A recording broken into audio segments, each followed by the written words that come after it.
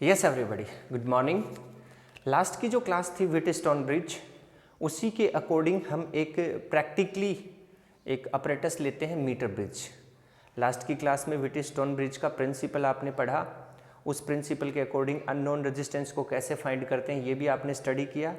आज की जो क्लास है उस क्लास में हम लोग बात करने वाले हैं मीटर ब्रिज की।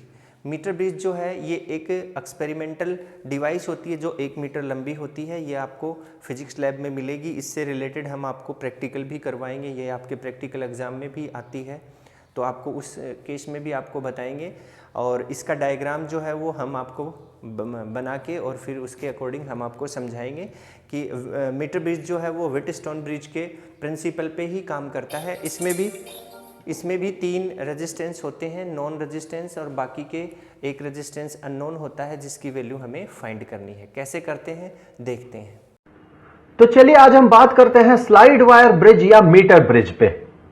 मीटर ब्रिज से हम एक अननोन रेजिस्टेंस का वैल्यू पता करते हैं, जैसा कि हम व्हीटस्टोन ब्रिज से करते हैं। इंस्ट्रक्शन को समझते हुए अगर हम इसे व्हीटस्टोन ब्रिज के साथ कंपेयर करते हुए चले तो चीजें हमारे लिए बहुत आसान होंगे, क्योंकि व्हीटस्टोन ब्रिज से कैसे एक अननोन रेजिस्टेंस का वैल्यू हम पता करते हैं, उसके लिए कौन सा इक्वेशन हम यूज करते हैं और वो कौन कौन सा कंडीशन होता है ये हमें भली भांति पता है। तो उसी के साथ कंपेयर अगर करें हम इसे, तो हम ये समझ पाएंगे कि मीटर ब्रिज से अननोन रेजिस्टेंस का वैल्यू हम एग्जैक्टली कैसे पता करते हैं और वो क्यों करते हैं।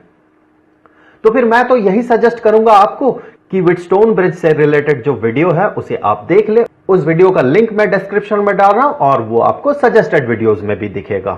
तो चलिए कंपेयर करते हैं इस मीटर ब्रिज को व्हीटस्टोन ब्रिज के साथ।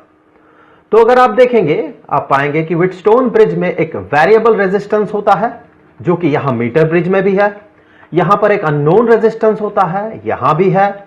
और व्हीटस्टोन ब्रिज में 2 नोन रेजिस्टेंसेस होते हैं, इनबिल्ट रेजिस्टेंसेस होते हैं, P और Q, जो कि हमें इस फिगर में नहीं दिख रहा। हम थोड़ी देर बाद ये पता कर पाएंगे कि ये P और Q है क्या। तो सबसे पहले देखिए व्हीटस्टोन ब्रिज से हम कैसे पता लगाते हैं अननोन रेजिस्टेंस का वैल्यू। तो उसके लिए हमें करना क्या होता है, इस सर्किट को करना होता है ऑन, अर्थात इसे क्लोज्ड सर्किट बनाना होता है। और जब बैलेंस्ड कंडीशन हमें मिलता है, बैलेंस्ड कंडीशन क्या है, जब इस गैल्वेनोमीटर में कोई डिफ्लेक्शन ना हो तो हम कहते हैं वो है बैलेंस्ड कंडीशन, जिसका टेक्निकल मतलब होता है कि इस गैल्वेनोमीटर से कोई करंट फ्लो नहीं कर रहा है। तो बैलेंस्ड कंडीशन में, इन बैलेंस्ड कंडीशन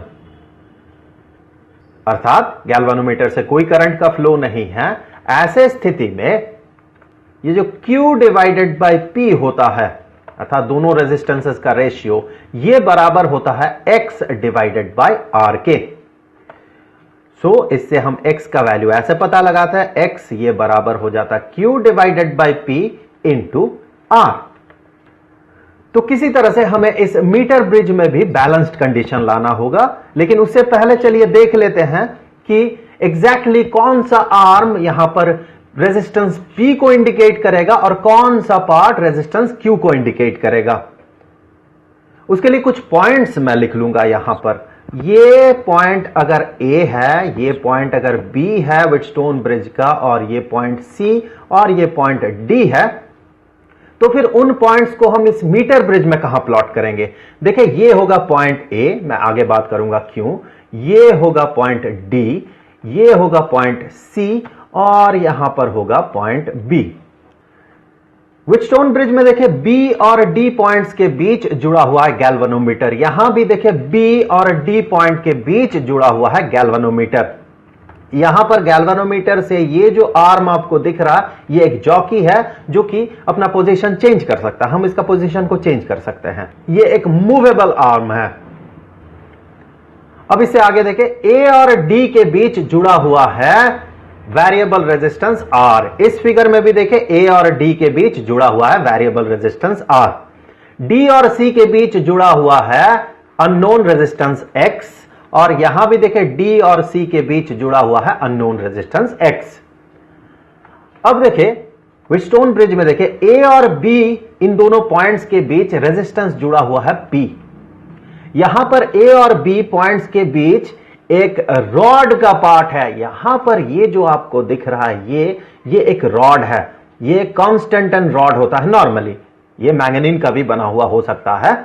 ये नॉर्मली कांस्टेंटन रॉड होता है, इसे आप कांस्टेंटन वायर भी कह सकते हैं।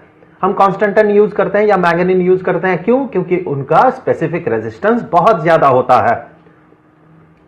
तो पॉइंट ए और पॉइंट बी के बीच ये जो आर्म है, इसका जो रेजिस्टेंस होगा इसे हम कह सकते हैं इस फिगर में रेजिस्टेंस P। तो मैं यहां लिख लेता हूं कि ये है रेजिस्टेंस P। और B और C के बीच, पॉइंट B और पॉइंट C के बीच आपको व्हीटस्टोन ब्रिज में दिखेगा ये रेजिस्टेंस Q। तो हम कह सकते हैं इस फिगर में पॉइंट B और पॉइंट C के बीच ये जो रॉड का पार्ट है या फिर ये जो आर्म है, इसे हम कह सकते हैं Q। और इसका जो लेंथ होता है, A से लेके C तक का जो लेंथ होता है, ये बराबर होता है नॉर्मली 1 मीटर के।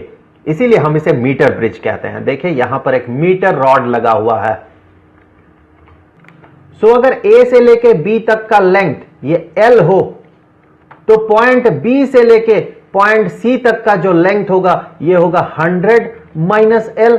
मैं सेंटीमीटर में बात कर रहा हूं। तो अगर ये L सेंटीमीटर हो तो ये होगा 100 माइनस L सेंटीमीटर। तो फिर देखिए, जब हम इस सर्किट को एक क्लोज्ड सर्किट बना देंगे, अर्थात इस की को हम टैप कर देंगे, स्विच को ऑन कर देंगे, तो करंट फ्लो करने लगेगा। अब हमें इस जॉकी का जो पोजीशन है उसे चेंज करते रहना है तब तक जब तक कि इस गैल्वेनोमीटर में डिफ्लेक्शन जो है ये 0 ना हो, अर्थात नो डिफ्लेक्शन ना हो इसका। जैसे ही इसमें डिफ्लेक्शन 0 हो जाएगा गैल्वेनोमीटर में, जैसे कि हमने व्हीटस्टोन ब्रिज में देखा था, उसे हम कहते हैं बैलेंस्ड कंडीशन। सो बैलेंस्ड कंडीशन में ये इक्वेशन फॉलो करता है। तो फिर यहां R का वैल्यू तो हमें पता है, लेकिन P और Q का वैल्यू क्या? तो फिर जैसे कि हमें पता है कि रेजिस्टेंस एक रॉड का ये बराबर होता है वो जिस मटेरियल से बना हुआ होता है उसका रेजिस्टिविटी या स्पेसिफिक रेजिस्टेंस इनटू उसका जो लेंथ होता है डिवाइडेड बाय उसका क्रॉस सेक्शनल एरिया। तो फिर इस फिगर में ये जो P है इसका रेजिस्टेंस कितना होगा? देखिए सबसे पहले इसका रेजिस्टेंस किसके कारण बन रहा है? इसका रेजिस्टेंस बन रहा है रॉड के इस पार्ट के कारण, पॉइंट A से लेके पॉइंट B तक का जो पार्ट है इस रॉड का, इसके कारण। तो फिर इसका जो रेजिस्टेंस होगा ये बराबर होगा रेजिस्टिविटी इस मटेरियल का, जिस मटेरियल से भी ये बना हुआ हो उसका, इनटू इसका जो लेंथ है, यहां पर देखें लेंथ को हमने L माना, तो ये L डिवाइडेड बाय इसका जो क्रॉस सेक्शनल एरिया है। एग्जांपल के तौर पे देख ले, इस एग्जांपल में इस फिगर में इस L का जो वैल्यू होगा ये होगा 40, मैं सेंटीमीटर में बात कर रहा हूं तो 40। तो फिर इस 100 माइनस L का जो वैल्यू होगा वो होगा 60। तो इसी तरह से इससे आगे हम कह सकते हैं कि ये जो Q है इसका वैल्यू होगा रो, जो कि है रेजिस्टिविटी। अब मटेरियल तो सेम है, उसी मटेरियल का ये पूरा रॉड बना हुआ है तो स्पेसिफिक रेजिस्टेंस तो सेम होगा, इनटू लेंथ। लेंथ हो जाएगा इस केस में 100 माइनस L। यहां से पॉइंट B से पॉइंट C तक का जो लेंथ होगा वही लेंथ, क्योंकि रॉड के उतने पार्ट के कारण जो रेजिस्टेंस होगा उसे हमने Q कहा, divided by cross sectional area. अब क्रॉस सेक्शनल एरिया भी तो सेम है तो डिवाइडेड बाय A। अब हमें क्या करना है, देखिए अगर अननोन रेजिस्टेंस को पता करना होता है बैलेंस्ड कंडीशन में तो हम इस इक्वेशन को फॉलो करते हैं। तो उसके लिए हमें Q डिवाइडेड बाय P का वैल्यू चाहिए, अर्थात इन दोनों का रेशियो चाहिए।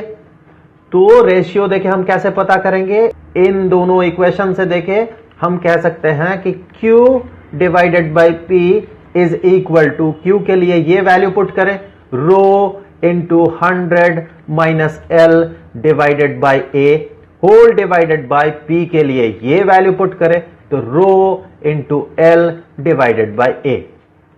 यहां से देखिए न्यूमरेटर डिनोमिनेटर से रो कैंसल आउट और 1 divided by A cancel out, तो बचा हुआ है Q डिवाइडेड बाय P का value 100 minus L divided bye L। तो फिर इससे आगे हम कह सकते हैं कि ये जो अननोन रेजिस्टेंस है ये बराबर है, यहां से देखिए ये बराबर है Q divided by P into R के। तो Q डिवाइडेड बाय P ये तो इस एक्सप्रेशन के बराबर है, तो यहां हम लिखेंगे 100 minus L divided bye L। और हमें पता है L का वैल्यू हम कैसे पता लगाएंगे, L का वैल्यू पता लगाने के लिए ही यहां पर एक मीटर रॉड लगा हुआ है। यहां पर देखिए इस केस में L का वैल्यू होगा 40 और 100 माइनस L का वैल्यू होगा 60। सो 100 minus L divided by L into R। तो ये हो गया रिक्वायर्ड इक्वेशन जिससे कि हम मीटर ब्रिज से एक अननोन रेजिस्टेंस का वैल्यू पता करते हैं। हेलो स्टूडेंट्स, जो अभी अभी आप लोगों ने एक लेक्चर देखा है उसमें आप लोगों ने एक डिवाइस का डायग्राम देखा होगा। डायग्राम जो है वो एक 1 मीटर लंबी एक लकड़ी की तख्ती है और उसके ऊपर एक 1 मीटर लंबा एक कांस्टेंट और मैग्नीन का वायर लगा हुआ है और उस वायर के अंदर हमने एक सर्किट बनाया है और उस सर्किट में 3 नॉन रेजिस्टेंस हैं और एक अननोन रेजिस्टेंस का वायर हमने वहाँ पे लगाया है। वो जो वायर लगाया है हमने अलग से, उसको अननोन रेजिस्टेंस हम कंसीडर करते हैं और उसका हम किस तरीके से उसका रेजिस्टेंस फाइंड करते हैं, ये जो चीज़ है ये इस लेक्चर में हमने आज देखी। और इसी के बेस्ट के ऊपर हम कुछ न्यूमेरिकल्स भी निकाल सकते हैं जो हमारे एग्ज़ाम में पूछ लिए जाते हैं काफ़ी बार। और भी बहुत सारी ऐसी चीज़ें हैं जो मीटर ब्रिज और व्हीटस्टोन ब्रिज से बेस्ड पूछ ली जाती हैं एग्ज़ाम्स में, कंपटीशन एग्ज़ाम्स में भी पूछ ली जाती हैं और आपके बोर्ड एग्ज़ाम्स में भी पूछ ली जाती हैं। तो ये जो दोनों टॉपिक थे ये बड़े ही इम्पोर्टेंट टॉपिक थे, इनको आप अच्छे से समझें। अगर समझ नहीं आया है तो वीडियो को रिपीट करके देखें, बुक की हेल्प ले सकते हैं आप, वहाँ से भी आप देख सकते हैं। फिर भी अगर कोई दिक्कत हो तो आप मुझे डायरेक्टली पूछ सकते हैं, टेलीफोनिकली पूछ सकते हैं आप, या फिर डाउट का जो हमारा सॉफ्टवेयर में ऑप्शन है उसमें भी आप पूछ सकते हैं। ठीक है, फिर मिलते हैं एक नए टॉपिक के साथ। Thank you, have a nice day.